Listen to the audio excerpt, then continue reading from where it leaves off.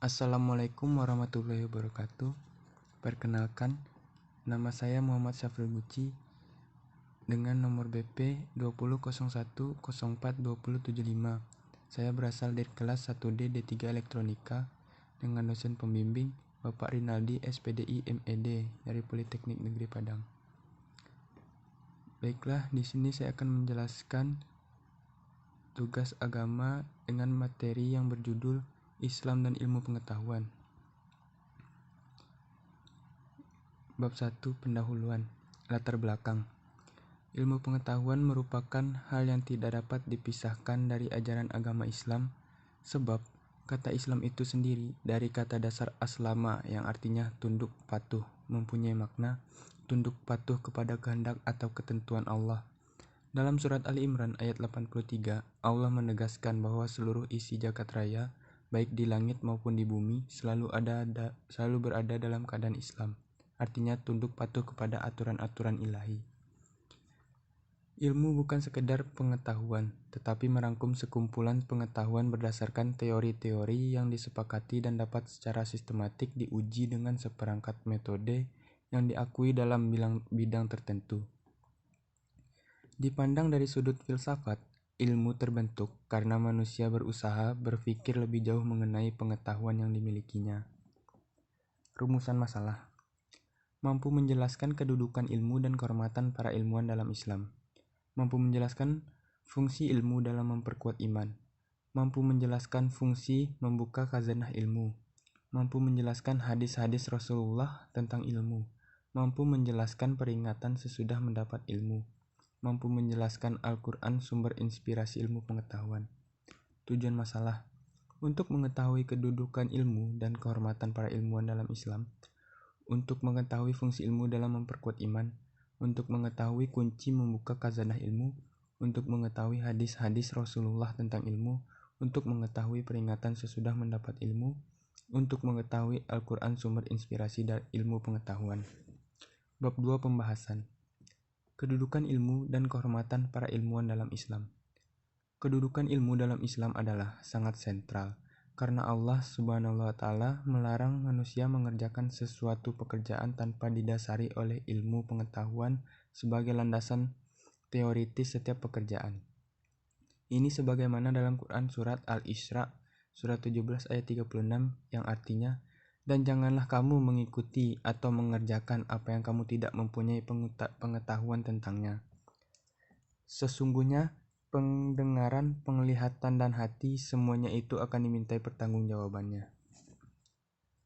Fungsi ilmu dan memperkuat iman.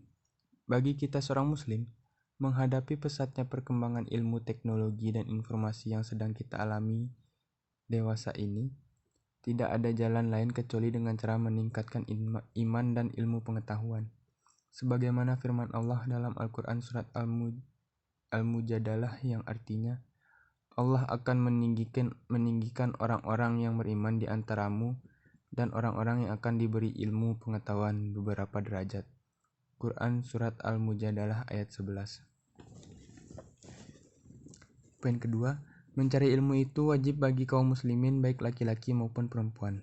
Poin ketiga, secara jelas dan tegas Allah berjanji akan mengangkat derajat orang-orang yang beriman dan berilmu pengetahuan, karena dengan iman hidup kita akan aman dan dengan ilmu hidup kita akan terarah.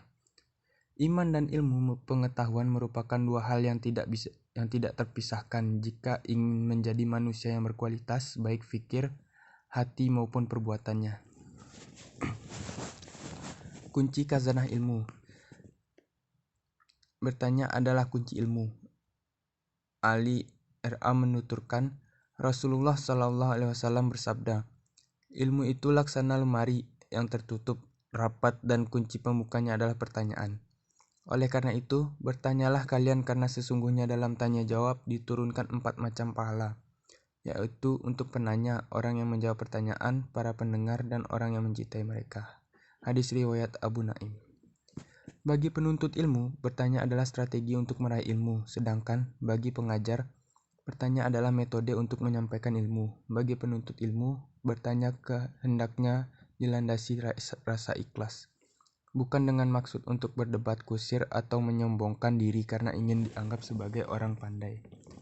Rasulullah Shallallahu Alaihi Wasallam bersabda, barang siapa yang menuntut ilmu untuk menyombongkan diri di hadapan para ulama atau untuk berdebat dengan orang-orang bodoh untuk menarik perhatian manusia, maka Allah akan memasukkannya ke dalam neraka. Hadis riwayat Tirmizi.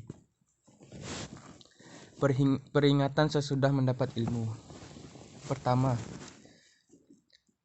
orang yang mencari ilmu itu adalah orang yang berniat karena Allah Subhanahu wa Ta'ala, tidak karena kepentingan dunia maupun keinginan nafsu dalam dirinya. Poin kedua, seorang ahli ilmu haruslah menjaga akhlak dan mengamalkan ilmunya. Poin ketiga, seorang ahli ilmu harus mengamalkan ilmu dengan ikhlas.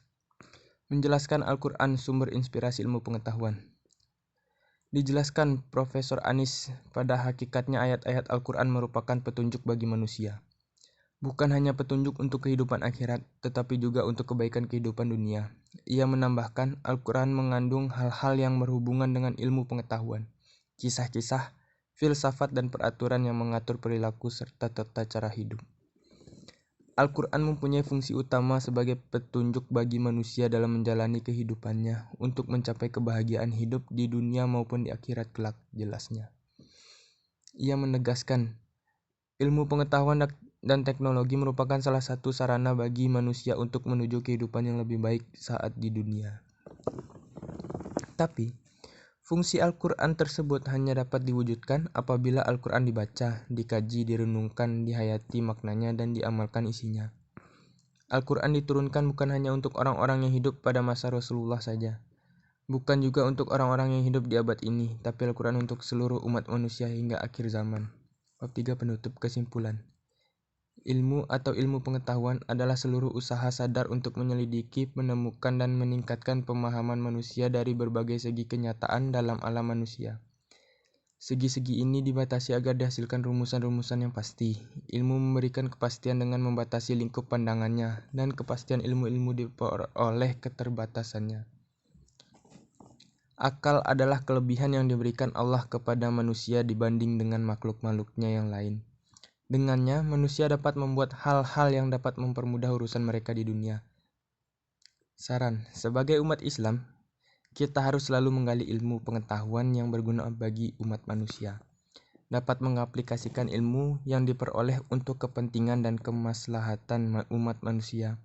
Menjadikan Al-Quran dan Al-Sunnah sebagai pegangan hidup karena keduanya merupakan sumber ilmu yang paling utama. Baiklah, hanya itu yang dapat saya sampaikan. Sekian, terima kasih. Assalamualaikum warahmatullahi wabarakatuh.